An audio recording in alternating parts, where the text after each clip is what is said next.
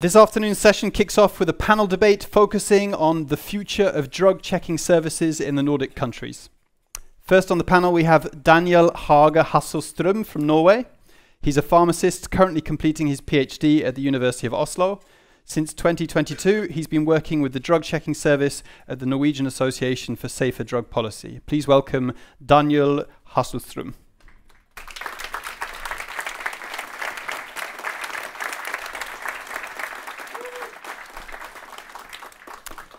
And joining Daniel, we have Janne Nahkuri from Finland, who has been involved with harm reduction and drug policy advocacy for the last 10 years, both as an activist and as a professional. He works at the A-klinikken Foundation, which is currently running a 2-year experimental study to use trace amounts of drugs from drug paraphernalia for drug checking. Please welcome Janne Nahkuri.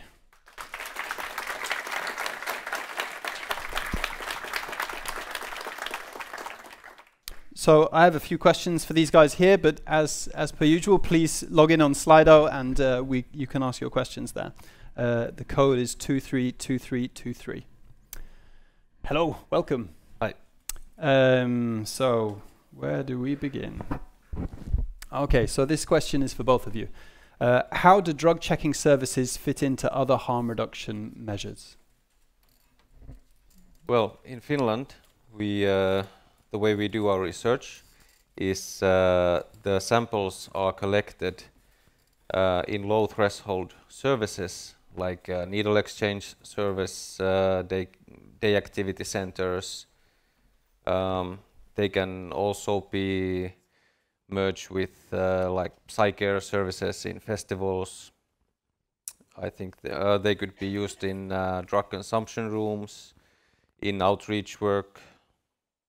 I think there are a lot of possibilities. Is this on, by the way? Can you hear me? Yeah. It needs to be near your mouth. Bend it. Yeah. Better? Still not? Now? Good? Okay, great. Thanks. Yeah, I think some of the same things apply for us. We can do drug checking at festivals. We try to reach out to particularly vulnerable populations. Have cooperations with Sykepleie for Jul and other organizations. Yeah. Okay. Maybe it would help if we get a bit of an overview of what kind of drug checking services exist in Finland and in Norway. For example, who initiated them, how they're funded, how they operate, so on. Janne, if you want to begin. Well, in Finland, as I said before, we gather the samples in low threshold services, but we do it from a kind of research point of view at the moment, because we wanted to do proper drug checking, but it seems at the moment possession of drugs is illegal, so it's also illegal for drug checking. So we analyze just trace amounts from paraphernalia like plastic bags or plastic cups or that were used to store the drug. We don't analyze syringes, but the idea that the sample is comparable to used syringe, there is less than 1 dose in the syringe, in the sample. This brings some troubles dealing with such small amounts, but so far I think we have reached some kind of benefits of drug checking. Essentially everything else is like drug checking. The samples are analyzed once a month in a laboratory of Institute of Health and Welfare. The samples are collected in the low threshold services by their own staff every day. There are a few of them present here. Good work, guys, collecting the samples. Yeah, so with the research, we try to look at what could be the benefits of drug checking in Finland, and hopefully this will bring on like public discussion about it and perhaps in the long run, some changes in the legislation or in the interpretation of the legislation, so that we could do it more properly. Okay, thank you. That sounds like great work. I'm curious, how is this funded, this work? It's funded by a private major founder of academic research, Kone Foundation. And are you currently the only drug checking service in Finland? Well, basically, yeah, we also piloted the fentanyl test strips in 2020, and they are used by another NGO doing outreach work. Okay, so there's several actors in the field. Well, yeah, these are the two kind of drug checking we have at the moment. Thank you, Janne. Daniel, can you answer the same question? Yeah, could you repeat the question? Yes. Please, can you give us an overview of drug checking services in Norway? Who initiated them and how are they funded? How do they operate? Our organization is currently the only one providing a proper drug checking service in Norway. We also have the overdose team in Trondheim, but they're more reactive in like they take samples if someone already has have an overdose. But our organization is the only one. So it's been a long process, actually, long before I entered the organization, at least since 2016, if not even further back. So we tried applying for grants for funding from the government and been time after time being denied. So in 2020, the organization published a big overview article about how should these services look like in Norway and why. And then in 2022, in March, I think, we officially opened. And as for funding, it's primarily private donations. And is it the same as in Finland, where it's samples collected from paraphernalia? How are the samples coming in? Our service is quite different. Users bring a very small sample of a drug, like way lower than a user dose. They bring it to us, and then we analyze the sample with infrared spectrometer. And at the same time, we have a harm reduction or harm prevention conversation with the users. I mean, they weren't doing the same in Finland because it was illegal. Does this mean you guys are exempt for that, or what's the situation? We are in a gray area, actually.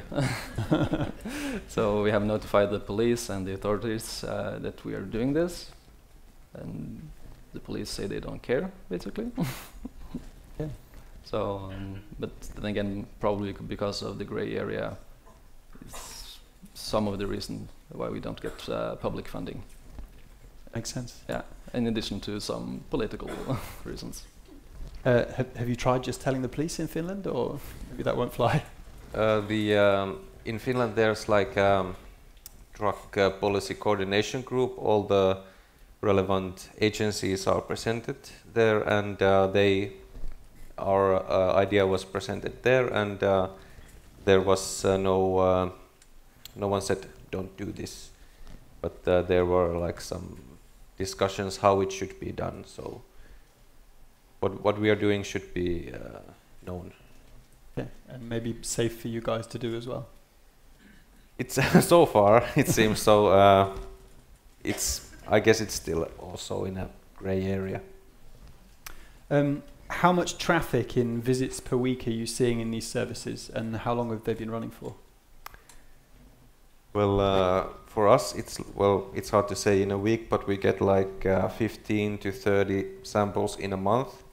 That is less than we were initially expecting, because the samples are analyzed only once a month in the laboratory, so the delay is quite long, and I think that's the major problem why we are getting so little amount of samples. So it's small scale still. Yeah. And how long have you been operating? This research project we started April of last year, and before that, 4 years ago, we did a like 4 months pilot to see how it would work. But for now, we have been doing it a bit over a year, and we will do it until the end of spring next year, and then we will see the results and see how we would proceed from there. Okay. Daniel, the same question. How much traffic and visits per week, and how long have you been running? Yeah, we've been running from March 2022. We try to keep open approximately 2 days a week, some hours, a few hours.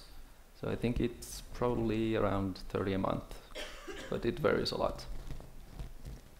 And are you dealing with the same turnaround times, that it takes a month to analyze the samples and get the information back? No, at us we get the results immediately, because we use an infrared spectrometer, so the analysis only takes a few minutes if it's an easy sample. Okay, so then you're not using infrared spectrometry? No, it's in the laboratory they use liquid chromatography mass spectrometry methods similar that are used to analyze wastewater, so they can detect very small amounts, and because it's for like a forensic laboratory, they do samples from inebriated driving and post-mortem samples. So like we are in the end of their list, they have to do these other samples first. So this is why it takes this is why there's big delay. Could you say something briefly about your target groups of your service and the profiles of your users? Well, we try to reach both problematic users and recreational users. Of course, the drop-in points are all for problematic users.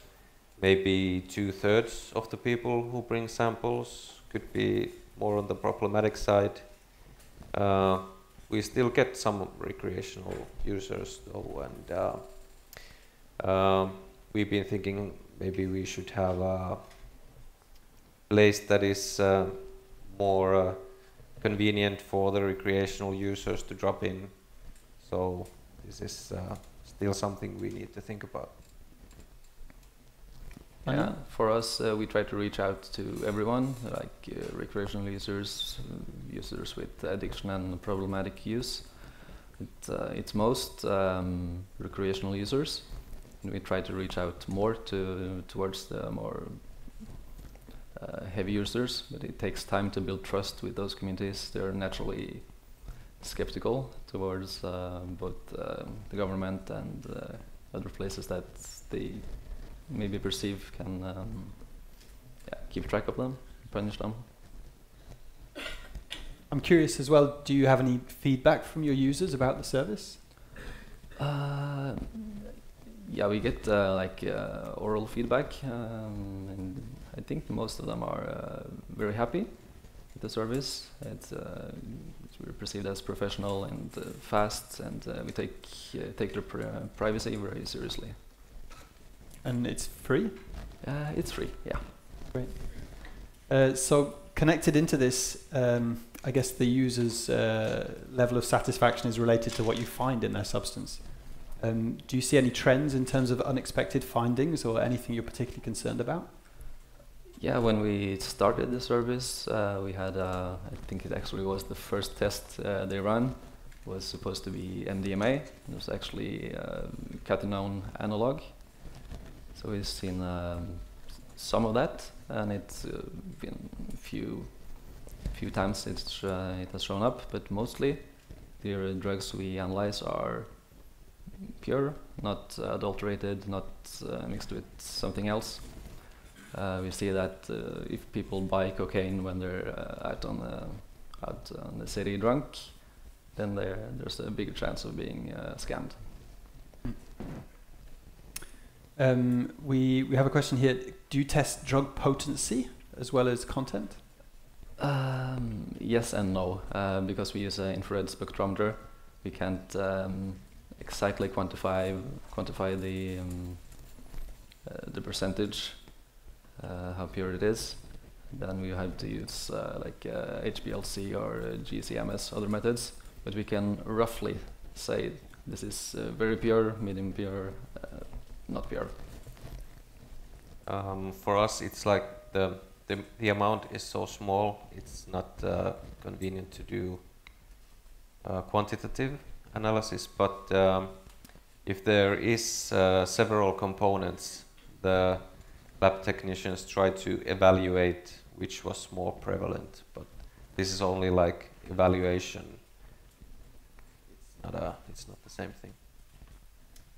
We've heard a lot about problems with phenytoin, especially in the US. Is that something that we're seeing over here as well? It doesn't seem to pop up in Finland. There are a lot of like rumors and people are worried about it, but hard to find evidence. Good. Yeah. It's basically the same here.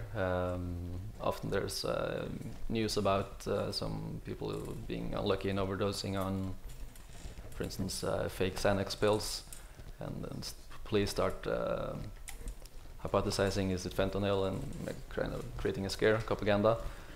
But we have not seen any fentanyl.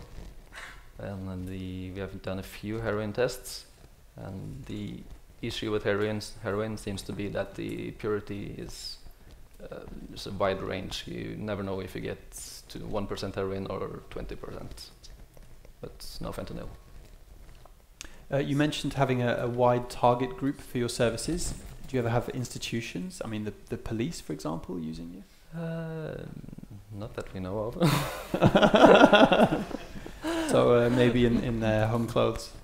Yeah, maybe. No, but we do some cooperations with sykepleiere på hjul, nurses on wheels, basically, and a few hospitals also. But that's unofficial collaboration. And what do you do with the drugs? And this question in particular about the contaminated drugs that you get in for samples. When we're done with the sample, like we usually need less than 1 milligram, so that can easily be destroyed and gotten rid of. As for contaminated samples, we don't see that much of it. So you mean that it's relatively pure? Yeah, the trends are because of our equipment, we can usually only test powdered substances. So the most widely tested are ketamine, MDMA, cocaine. That's the top 3, and these seem to be reasonably to very pure. Interesting. What advantages and disadvantages do you see in the different ways in which drug checking services can be organized? For example, fully private initiatives, government-run initiatives, government-private collaborations, government-funded research projects. I think it's always going to be a trade-off. You have to see what kind of resources do you have locally. It's good to know all of the different ways drug checking is done around the world, but I think you always need to kind of see what's the local problems that drug checking could be an answer to, and what kind of resources do you have available. I think maybe something like drug checking in festivals could be done by an NGO, and maybe drug checking in drug consumption rooms could be more of a public program. Yeah, personally I'm I'm a dirty socialist, so I'm like principally against doing these kind of things fully privately. That's not. I'm not sure that's the official statement of our organization, but take it as you will. I think that NGOs are probably the best solution, at least for Norway. I think that if the government is to run all of these, they would classify these services as health, as a health service, they would require users to identify themselves and be on lists, which is problematic when we have this war on drugs, and people are naturally scared for the Child Protective Services getting their driver's license revoked. So as long as the legal framework as it is per today, I think that NGOs either can be financed by the public, and we can also share our findings with like the Institute for Public Health. So there are several ways to do this. Connected to this idea of misuse of data, what do you think about the idea that dealers can use your service and then promote their products as extra pure because you guys have tested them? Yeah, we have a strict no camera policy in our at our location, so dealers can come to us and they can test their drugs, and we absolutely encourage that. But they won't be able to have a certificate of analysis from us. But I've seen a few dealers that on their sales platforms promote our service. So they say, I as a dealer, I test my drugs at this service, but I also encourage you as users to do the same. So there's been a kind of a shift in that mentality. Great, yeah, ethical dealers. Let's worth a clap. Do you get any of this data in Finland? For us, we give the results only like this orally. We don't give any written out results just because of this issue. So the dealers can claim they tested it, but they have no way of proving it. And even if we did give a stamped out like a paper, this was the result, they wouldn't have any way to prove that they are giving the same drug to the customer that they brought in for testing. So I don't see how it would actually work. So I think that's not an issue. Good point. Daniel, so you mentioned that your clients of your service, when they come in, they get their drugs tested, and they also get a harm reduction talk. Yeah, harm reduction, harm prevention. Harm prevention, sure. Yeah. How do they respond to that generally? Most people appreciate it. There are, of course, a few of them, in my experience, those with more problematic use. They just want the results and then be out.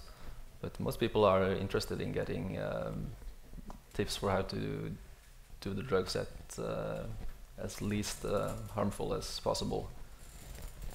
So yeah, so my background is as a pharmacist, so I can do like a thorough conversation with them, ask them if they use medicines, if there's any interactions or contraindications. So there's a lot we can do. I think we have time for one more. It's very specific. Can you actually detect phenytoin traces in heroin using infrared? Not with the IR spectrometer, but when there's a reason to be suspicious of the test, we also use fentanyl strips. And if we're still unsure, we have sent a few samples to energy control in Spain, I think, where they'd have a full laboratory. Great. Thank you very much, Janne and Daniel. That was all we had time for.